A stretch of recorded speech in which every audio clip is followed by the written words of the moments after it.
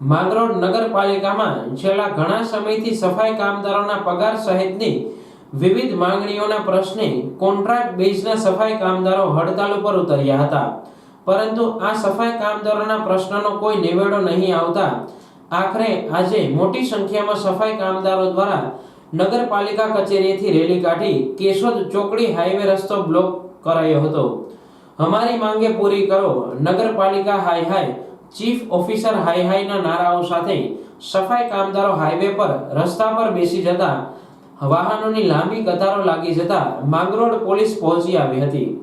આ માંગણીઓ વહેલી તકે નહીં સંતોષાય તો હજુ ઉગ્ર આંદોલન કરવામાં આવશે તેવી ચીમકી ઉચ્ચારી છે। હાલ તો પોલીસની સમજાવટથી હાઈવે શરૂ કરાયો છે। आज 20-20 दिवस थी अमे बैठा था, अमारी एक मांग पूरी थई नथी। अमारो कॉन्ट्राक्ट प्रथा हजी नाबूद नथी थयो, एना कारणे आज अमे रोड ब्लॉक कर्यो तो हजी अमने जवाब नहीं मळे तो हांजे पाछा रोडे आवीने बेठवाना छे। अमे जेने ज्यां पकड़ी जवा होय ने पकड़ी जाय, अमने कोई पण न कहता एनी तमामे तमाम जवाबदारी सरकारनी रहेशे।